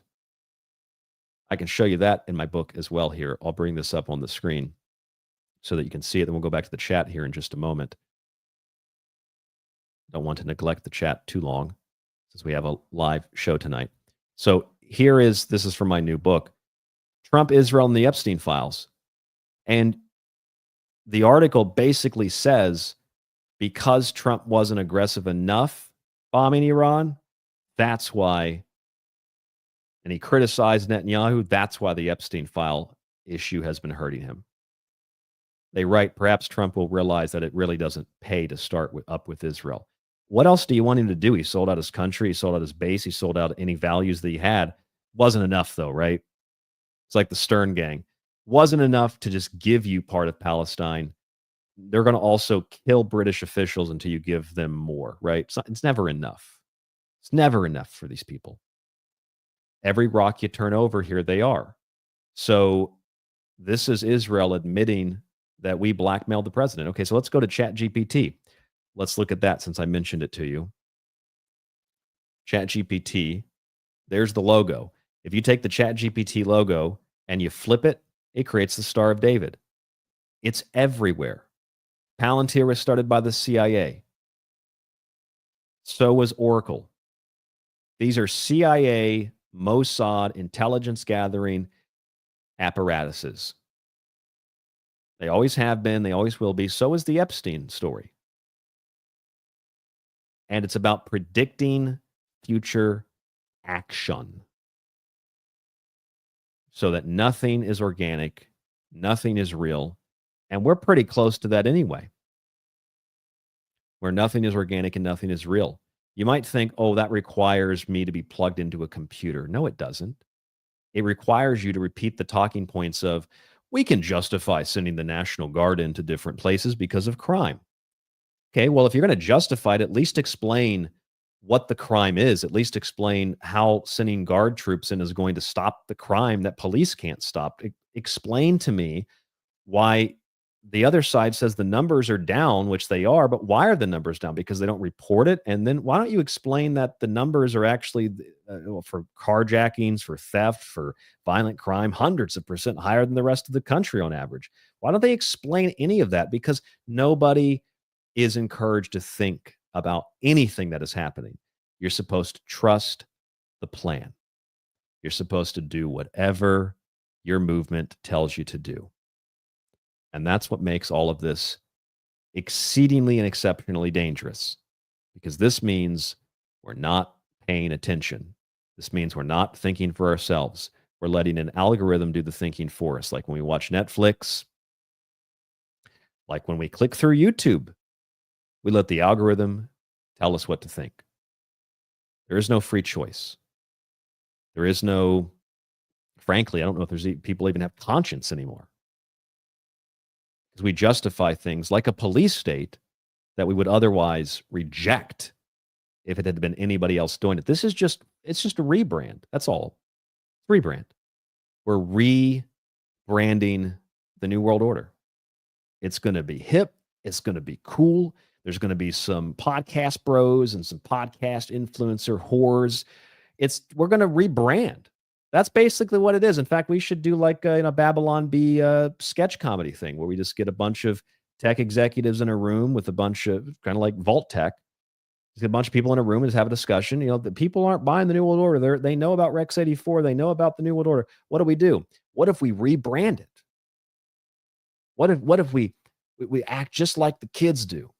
We talk just like the kids do. We hire young people, actors, to play parts, and we give them scripts. We make them real big on X and make them real big on Facebook and YouTube and get a lot of big followings. And we'll allow these alternative platforms to proliferate, you know, and we'll convince people that, yeah, Odyssey and Rumble, those are the solutions. You know, I tried to get on Rumble, folks. I did. I actually tried to do that. You know why I didn't get on Rumble? Because even though when I was in the US and I had a cell phone, and when I'm over here, I have a cell phone, but the number doesn't work, so I can't get a text message to confirm my Rumble account. Rumble, and I think all of them do this. I don't know if, I think Odyssey does, Rumble, most of these alternative video platforms, you know how they pay you? In fucking Bitcoin. I don't want Bitcoin. I want cold, hard cash. I want it in my hand. I don't want you tracking it. Once I deduct it from my account, I don't want you to know what I do with it. If I want to buy something at the grocery store, I don't need you to know. If I want to make a cake, I don't need you to know I'm making a cake so that you can charge me more on my insurance because I made a cake. If I want to put $20 down a stripper's underwear, I don't need you tracking that. I'm just using silly examples here. Well, actually, it's not really a silly example because that's literally what there was like a New York Times article about that 5-6 years ago, maybe even longer than that, where they said that they were able, these insurance companies were able to track your purchases through third parties so that they could determine what you were buying and spending your money on so they could charge you more for your insurance. Like, oh, looks like so-and-so bought a pack of cigarettes today. We thought you weren't smoking that much, so now your insurance is going to go up. Oh, I think one of the examples they gave was ice cream. You decide to have a birthday party, and so you go to the store and you buy 3 gallons of ice cream for the kids, And now that's going to go on your permanent record. You might be a health fiend, and just, for whatever the reason is, one day you decide, it's for the birthday party for the kids, we're going to splurge and have some ice cream. You might be a health nut, but you do that. Now they got a record. Oh, you bought 3 tubs of ice cream. There's this many calories in ice cream. Now we're going to charge you more for your insurance. And that's just stupid, silly things. But I don't want you knowing what I do with my money. And these alternative platforms are just bait and switches. I'm surprised. I'm surprised all hell that I haven't been removed from YouTube for the 3rd time, frankly. I'm just waiting for it. I download every show. I mean, we're just in audio form anyway. These are just random YouTube shows that we do, or maybe Friday evenings. But I know at some point it's going to be deleted, and it's completely controlled. The alternative options, you got to get paid by Bitcoin. I don't want Bitcoin. You got to get with it, Ryan. No, I'm not getting with anything because it's a scam. And there's always another way to look at this stuff, whether it's crime statistics in DC, or that example I gave you about the camera in Tokyo. There aren't National Guard troops guarding that. People just don't steal it because you just don't steal it. You don't do that. And if you do, there's consequences. That's what we need. And despite the fact that Ron DeSantis is like an Israel puppet too, at least he makes those statements with weather stats or hurricane stats or crime stats. You need more people to do that. We don't do that. It's really, really important. When I say thinking for yourself, I mean thinking for yourself. Like you're not part of a group. You don't repeat talking points, including anything that I say. All right, so now that we know that Palantir is an almost exclusively Israeli, I would go as far to argue, a Zionist company, and we know that Google's like that, Facebook's like that, the people pushing this crap, like Yuval Harari, are like that. Even Elon Musk says he's aspirationally Jewish. Like, what is this deal with Israel and these Israeli companies? Why are they behind all of this? Are there historical events or historical facts, details, elements that might explain what is happening today? The total takeover of technology, government, law, business, countries, the corrupting of those countries, the values, the morals, the people, the families. Is there any other place in the history of the world where this has happened? Yes. There's actually about 109 places in the world where this has happened, from Brazil to Spain. Some might even argue when reading about the Tengu that it's happened in Japan a long time ago. Frankly, if you read about those stories, they're crazily identical to what happened in all these other countries. The mythos of the Tengu, the monster. That, I think, is what's happening. This is a high-tech version of Weimar Germany. And so when we're employing the National Guard or the military to do this kind of stuff, to police the street, what do you think that's going to do? That's not going to stop crime. Do you think when Palantir gets these billion-dollar contracts with the Pentagon, do you think that that's just a coincidence? Do you think it's a coincidence that Palantir just got a billion-dollar contract with the Army? Do you think it's a coincidence they just got another $10 billion contract with the military? Oh, these are little amounts. Remember when I told you that, what was that guy's name that was in charge, or supposedly in charge of Doge? They called him Big Balls. It's probably some Jewish media person that came up with that, Big Balls, because they love sex and injecting it into everything, or perversity and making everything perverse. But he got assaulted, right? And that's why they said they needed to employ the National Guard in DC. Like that's because Big Balls got attacked. Not all the families that can't go out at night, not all the people that get mugged in broad daylight. Just some guy working for the government got mugged or something, or beat up. So that's why we have to employ the National Guard. Okay, look at this. There's a $10 billion Army software and data contract. They just keep getting these little contracts. But remember, they're supposedly cutting all this money when Musk was in the White House, right? They cut all this money. We're going to save the country. And I told you they're cutting that money to pump it into other things. That's all they're doing. And in fact, here's a great example of that. I think it was on Thursday's show? I might have to pull this article up. RFK Jr. cut $500 million from these vaccine programs, right? Here's a bunch of articles: NPR, Huffington Post, Healthline, ABC News. Does anybody find it more than coincidence that he cut $500 million from the mRNA vaccine funding, which, by the way, was only for 22 different investment projects, while the final stages of others are allowed to be completed? While no new mRNA-based projects are going to be initiated, it allows the ones that are already under production to be processed and continued, which is where the HHS universal flu and COVID vaccine comes from. So do you think that maybe that $500 million has something to do with the $500 million for the Stargate project, which involves Ellison and Altman? I'm sure that this is all just sheer coincidence, folks.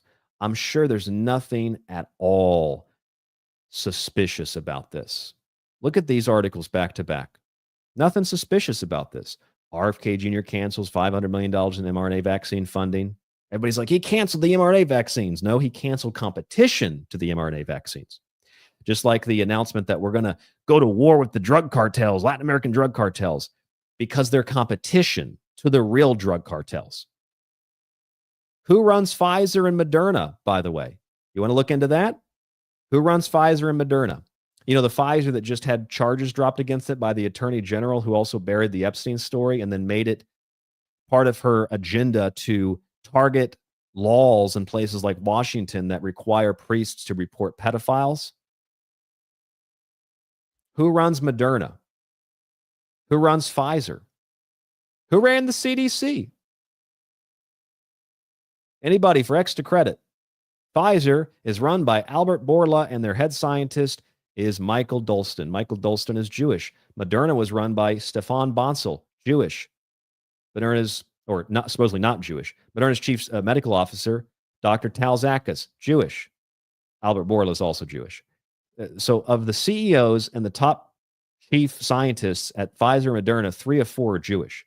So if RFK Jr. is fighting anti-Semitism and canceling $500 million in mRNA vaccine funding, do you think that maybe it has to do with what we call competition? Do you think it maybe has to do with something like, I don't know, transferring that $500 million in savings to the $500 million or $500 billion for the US AI program, which is part of the Stargate project? If it has anything to do with the universal vaccine platform? And this is $500 billion, but they started out with $500 million. They said, we're going to get the investments for the rest of it. Remember, they're going to start out with $500 million, the same amount of money that comes out of this mRNA vaccine funding. It's going to go into the initial investment for $500 billion, but $500 million for the Trump endorsed and Biden endorsed AI cancer vaccines, which will just be part of the universal vaccine platform that the HHS just approved back in May. And that's all part of the Palantir network. So is that all a coincidence? Is that all just an accident? It's not just in the United States either. It's also happening in places like Germany. I just read this before the show tonight. This is Germany. Look at this happening in Germany. Palantir backs data security of police software amid German criticism. Here's another one. Police use controversial AI tool that looks at people's sex lives and beliefs. Oh, so the Jewish company is obsessed with people's sex lives. Who would have thought? Take a read of that article. Senior MPs and privacy campaigners have expressed alarm at the deployment of Palantir's AI-powered crime-fighting software with access to sensitive personal information. Palantir's watching you pound off. Palantir's watching you get a BJ. Palantir is probably going to put that on Pornhub so the rabbi can make more money. These damn Muslims, though, they're destroying civilization.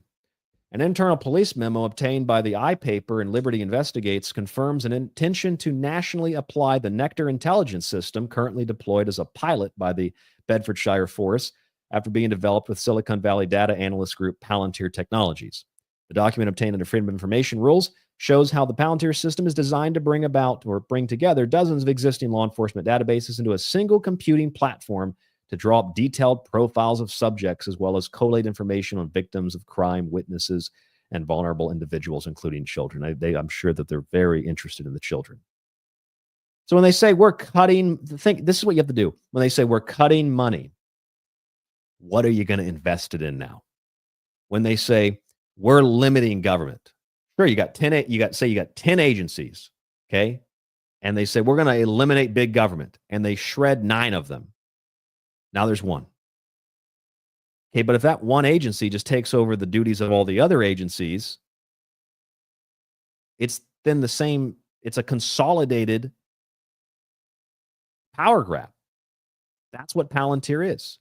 Oh, it's a small company. They're getting small contracts. No, they're consolidating all of the other contracts into a streamlined AI system that comes out of Herzliya. That's what they're doing. Oh, there's less agencies. There's not, but there's less government involved. Oh, there's less money being spent. No, it's actually the same money or more money being reallocated. Or what's happening is maybe it is cheaper because they have super advanced AI that can do the job of like 1,000 analysts in a matter of seconds. So, we're going to, and we're sold that idea. Oh, it's a little bit cheaper and it's a little bit smaller, so it must not be as dangerous. Okay, well, if I have a little bit of mercury and I put a little bit of mercury in my mouth, not going to turn out very well for me, is it? So it's based on a fallacy. They sell us this. It's a little cheaper. It's a little smaller. It's not big of a threat. Yeah, well, there's some spiders that are pretty small. If they bite me, my skin will fall off. It's small. Nothing to worry about. It's a little cheaper. Nothing to worry about. It's run by a guy that says he likes killing kids in Gaza. That's totally psychotic. Completely psychotic. They're doing this not just in the United States, they're doing this in Germany as well. Germany has been completely conquered by the tribe. Palantir algorithms are going to be used for everything. And they're going to streamline all the spying, all the data collection.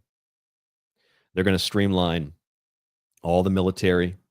They're going to streamline everything. I mentioned the Maven system earlier. Remember this story? I think I referenced this earlier too. Remember this story? When everybody was trying to justify what happened in Iran?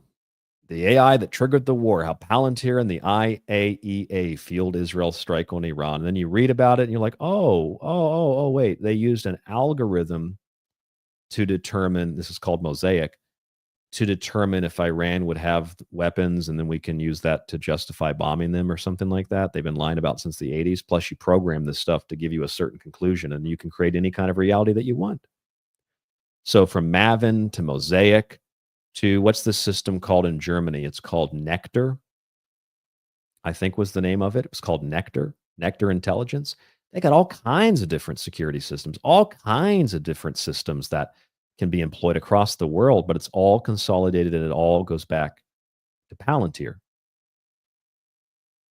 Where's that other article? If I can find that real quick. Where's that Maven article we read earlier? It's somewhere here in this long list of articles that I have. I guess you could look at the screen right now. You get a kind of a short recap. Some of these I should close out. Close that one out. Where's the other article? I don't know. We had one here on Maven. Maybe I already closed it out. Okay. I guess that's good. I got ahead of myself. I already closed it out. That's fine. Okay. So Wired Magazine, here's another one. This is just 2 days ago. What does Palantir actually do? What do they actually do? Palantir is often called a data broker, a data miner, or a giant database of personal information. In reality, it's none of these, but even former employees struggle to explain what it is. Guess the people that even work there aren't really sure. Here's what it says in the article, Wired Magazine. Palantir is arguably one of the most notorious corporations in contemporary America. Co-founded by libertarian, he's not a libertarian, he's a vampire, tech billionaire Peter Thiel. The software firm's work with immigration and customs enforcement, the U.S. Department of Defense, and the Israeli military has sparked numerous protests in multiple countries. Palantir has been so infamous for so long that for some people, its name has become a cultural shorthand for dystopian surveillance. Surprised they don't call it's a dog whistle for racist anti-Semites, right? Palantir works with the U.S. Department of Defense and the Israeli military. It was founded with CIA money. Just like with Epstein, it's a CIA Mossad intelligence apparatus that wants to gather every tiny fragment of information available so they can map out and project what is going to happen in the future. So they can have total, utter, absolute control over every human being on this planet. And as I just showed you, it doesn't end in the United States. It extends all the way to Germany. Germany is doing the same thing where they're consolidating all the power, all the authority. And so what's happening is all the information. So what's happening is if there are protests planned, think about this. Protests all around the world against Palantir, which is an Israeli company for all intents and purposes, protests for the Epstein files, which is a Mossad operation for all intents and purposes, and protests against what Israel is doing in Gaza, which is being organized by Palantir. Then what might happen is something is being planned or something's already been done that's going to be exposed, and they need to have the mechanisms in place to prevent total societal unrest. So it's at least possible, okay, based on this, it's at least possible that the Department of Defense, which works directly with Palantir and gives them a whole bunch of money, and the Trump administration, which is building this unprecedented spy machine, it's possible that what's actually happening here is they're preparing for war. They're preparing for war with Iran, China, and Russia.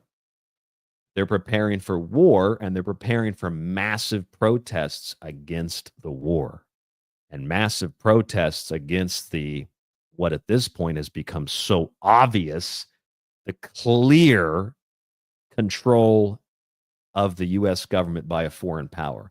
It's not about Republicans and Democrats. It's about a foreign country controlling the White House. They might as well just raise an Israeli flag instead of the American flag. And if you have an issue with it, they already have that all throughout Congress, then you must be one of those anti-Semites then. Which is stunning to me that still works to convince people that they should go along with whatever the agenda is. It's shocking. So what do we have here? What are we really looking at? We're looking at something of both a conspiracy and a plan.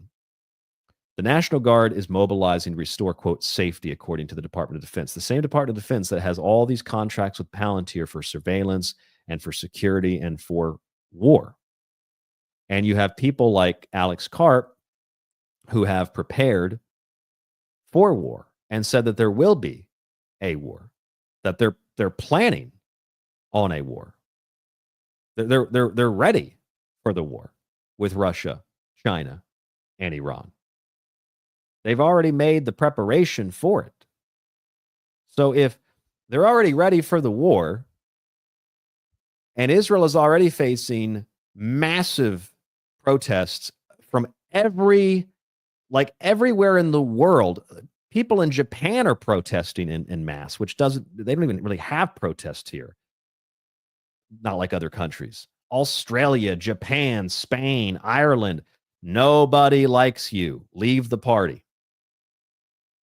And over all kinds of different things. Now there's protests around the world over Palantir because they want to murder people that disagree with them, and they have all of your information. And specifically in places like Germany, Not only are they gathering your information, they're looking for sexual information. Why would they be doing that?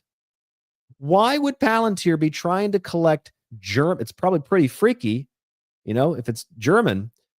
Why are they trying to get this freaky, German sex information on citizens? Because they can use it for blackmail, which is what the Epstein operation was all about. It's the same story. It's the same agenda. It's the same plan. Here's another story from Palantir. This is AOL and some other sources. Palantir nears record high as Trump's $175 billion missile defense plan opens door to massive shield contracts. So they got intelligence contracts. They got DOD contracts. They got missile defense contracts. Who are these people? And why are they suddenly so popular? Because they're preparing for a war that the U.S. will be dragged into very clearly. And they don't even hide it. They admit to it.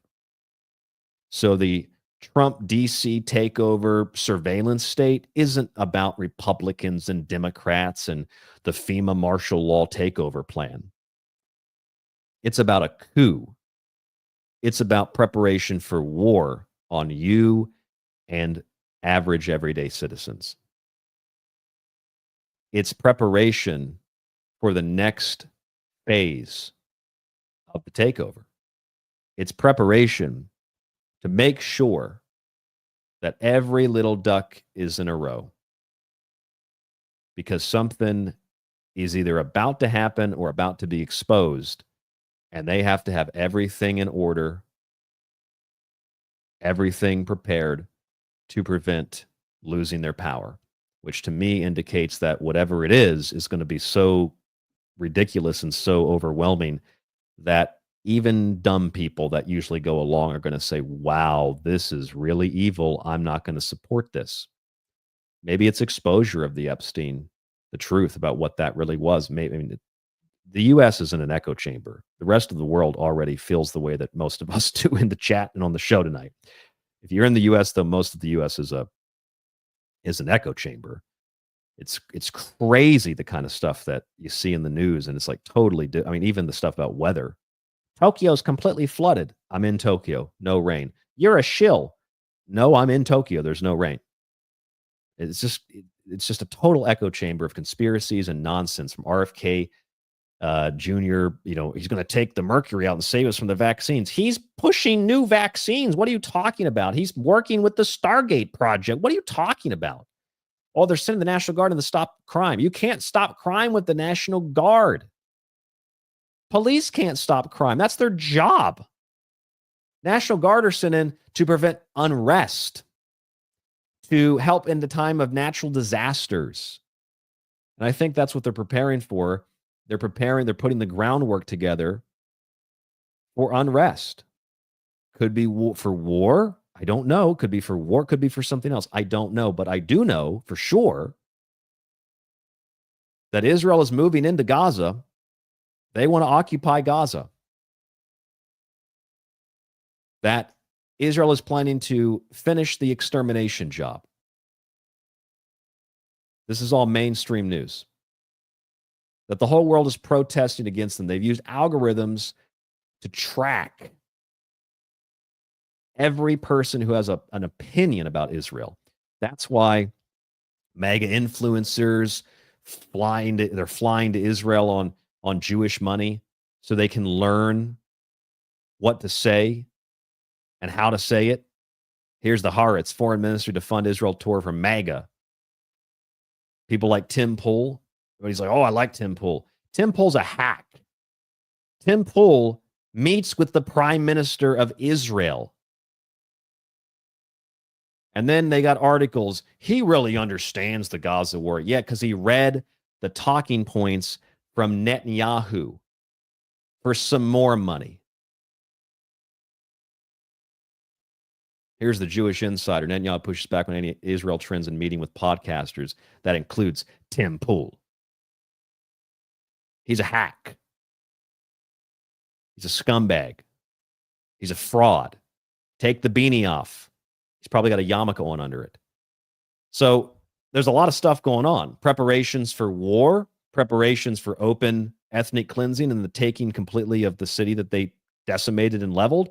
I don't know what it's going to be, but clearly they're planning on something big enough that you need to have this intelligence apparatus in place, consolidating all of the information, all the money, all the agencies into under one roof, which is Palantir, their Maven system, their Nectar system, their Mosaic system, consolidating all of that to create the narratives they want, the $10 billion Army software contracts, the $1 billion intelligence contracts, the hundreds of $1 billion missile defense contracts. Why does Palantir get all of this? Is it nepotism?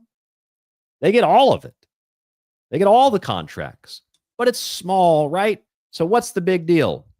It's just a small company. It's not a big deal. No, it's a huge deal. Doesn't matter how small it is. It's a huge deal. So what are they preparing for? I don't know, but it doesn't look good. And this is all just simply based on the fact that some guy named Big Balls gets beat up in Washington, and we got to have a police state now. Well, where the fuck was the police state when people were getting mugged and beaten up and raped and tortured and still are in cities across the U.S.? It's torture every day to walk outside not knowing if you're going to get stabbed or mugged by a crackhead. It really is torture. Where the fuck was the government when that was happening? No, some guy named Big Balls gets his face busted. Oh, we got to stop the crime. I mean, even that is like nepotism. It's like, well, because one of ours got attacked, now we got to do something about it. Are you kidding me? And people that support this, they're like, well, I guess, Big Balls was on my team, so I support Big Balls. It's so stupid. And it's funny. I wish I was funnier. I'd make it funnier, but it's funny enough that you laugh at it without having to make a joke out of it.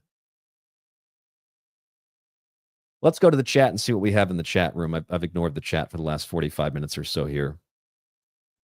Patriot Girl says, Herzliya is the new Silicon Valley. That's true.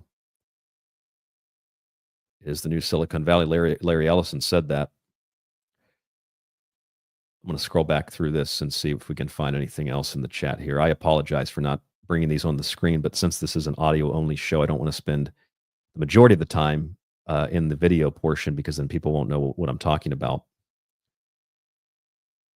Let's see what else we have in the chat. Nada says, if there is a Satan, it is the God of the Jews. Yep, I would agree with that. Why is this removing my... Every time I put up a comment, it removes the background. That's really weird. Let's see what else we have in the chat. I guess a lot of people are having conversations. And let's see what else we have we can pull up here real fast. Oh, didn't expect to do this show, so I think I'm extra out of energy for this show. But I'm really excited about tomorrow. Any other comments? Patriot Girl also says Germany is a wrap. Yep. Germany is, I would love to go visit Germany. I have I think I have history genetically in Germany. I don't want to go to that place at all. But hey, Palantir's looking for some kinky sex stuff on the internet, yeah. They want to spy on the sexy German sex parties, yeah. Got to make sure that they keep an eye on what you're doing. If I can pull that article up again too while I go through the chat. I'm not Tim Pool, so I don't have people working for me that work also for Israel. So you gotta excuse me while I try to do 3 or 4 things at once here. Let me close a few things out here too. I've got too many things open on my computer. You are listening to the Secret Teachings, tstradio.info. If you don't know our website, I assume that you do. Let me go back to, my goodness, I have so many tabs open. I have to close these tabs. This is crazy. I have to close these tabs. 1, 2, 3. Let's count. 4, 5, 6, 7, 8, 9, 10, 11, 12, 13, 14, 15, 16, 17, 18, 19. Oh my God, there's so many tabs. Cancel these tabs out here. Some of this stuff, why did I keep this open? Oh, here's one I didn't even show you. 3 reasons why Palantir stock keeps going up. One of the reasons that it keeps going up is because it's the favored provider of the Trump administration.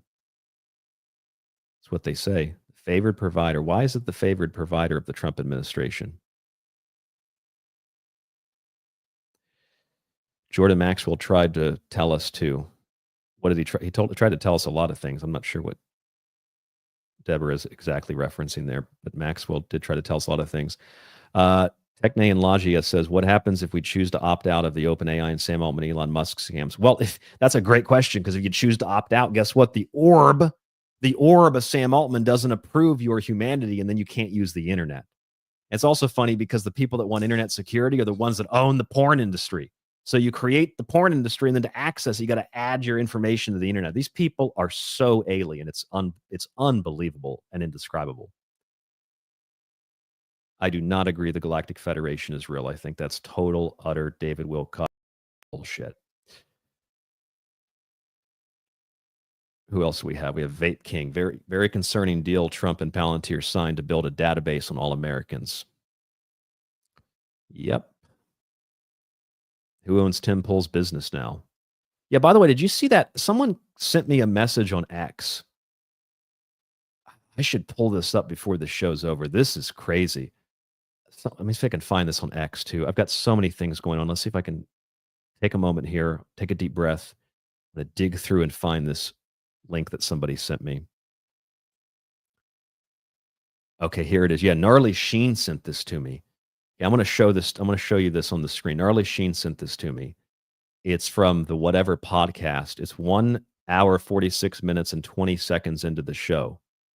And it's Rachel Wilson debating these feminists. And I thought, oh, come on, what is this, Gnarly? And then it pulled up, and I scrolled through, and I was like, oh, now I get why he sent it to me. Okay, so he said 1 hour, 46 minutes into the show. Okay, let's find. It's a lot of horrors to scroll through. Hold on a second. A lot of horrors. Okay, we'll start here. 146 roughly. That you have any high value qualities if you make a lot of money. You have to have. Did I say? Yeah. Did I? Yeah. So I think being a provider, does that correlate with being a hard worker? It can. Not always, but it can. Let's skip but a I little think bit to whether or not you're a high value man. Yeah, I don't think so. You don't No, think I it would mean think that you have any 146. high value qualities if you make a lot of money? You have to have to whether or not you're a high value man. Hold on a second. I can't. This show is too long in here. It's hard to skip ahead. We'll let that play for a second. Basically, though, a bunch of horrors are being promoted for their OnlyFans, which is run by a billionaire Jew who sends the money to Israel. And here's Rachel Wilson starts talking about the Mossad, and it's immediately shut down because this show is a promotion of OnlyFans horrors, and that benefits the Israeli lobby. That's the truth. That's the fact of the matter. We've talked about this in the show before, and then Gnarly Sheen sent this to me. At first, I was thinking, I don't want to watch these horrors. And I thought, I guess I'll click on it. I'll listen to it. And then lo and behold, Gnarly Sheen was right. They're shutting down conversations about the Mossad on the Whatever podcast. Can't talk about that. Can't talk about Israel. Can't talk about Gaza. Can't say that. Why? Why? You can sit there. These women can sit there and talk about their sex lives, but you can't talk about Israeli intelligence. Why? The expense of everything, basically, you know, I mean, that's what we have now. I can't get into it because there's some words we can't say here. But, you know, if you take a look, the men that are ruling our society have pursued money at all lengths. And in that span, they have used and brutalized tons of people, which I don't know if you guys are into this conspiracy particularly, but we do have our CIA and Israel's CIA, Mossad. Can't say that. Can't say.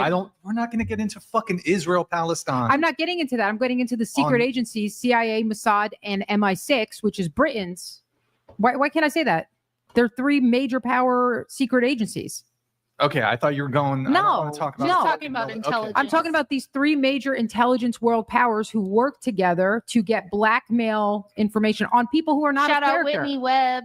Read Whitney Webb. No, actually, what happens here is we just found proof that this Brian guy is a piece of subhuman garbage who probably works for, is paid by, is blackmailed by, or probably gets a blowjob from these girls after the show's over. It's a show where they promote OnlyFans horrors who make money for Israeli intelligence and the military to kill innocent people. That's what the Whatever podcast is really about. That's why it's so popular. And it also helps to destroy the fabric of society, not only by promoting these people, but by promoting these moronic, stupid fucking conversations that people sit there and watch for fucking 7 hours. And if you say in 7 hours, Israeli intelligence, this asshole shuts the whole show down. It's disgusting. You want to know who rolls over you? Ask yourself who you can't question. You watch the rest of that, look at the disgusting look on his face, like, oh my God, you got to bring it up again. Why are you so obsessed with not talking about it? There's a real question. All right, so that's pretty much the show tonight. Palantir, Police State. Thank you so much for tuning in. If you have any other comments, questions, you want to throw them in the chat. People have been commenting, and I have a way to throw all of those on the screen, but every time I turn on the comment section, it either doesn't load or it only loads halfway. I'm not sure why it does that. I guess it's not going to show up. You can see in the bottom right of your screen there, like there's a little black box that comes up, but it's not showing the comments. Huh. That's weird. PT says that she's also Jewish. She probably is. Like, we're being told, hey, or you're allowed to talk about this, but then another guy who works the Mossad's like, no, you can't talk about it. It's like everybody's apparently Jewish or Israeli. Even the guy that was on CNN saying that, it's really great Trump's suppressed this Epstein story. He's also Jewish. But they're all Muslims, right? These damn Muslims, right? Muslims are in charge of everything. All right, thank you so much for tuning into the show tonight. I'm looking in the chat room right now. Yeah, Boomer Sooner says the way he... Why does it take me off the screen when I...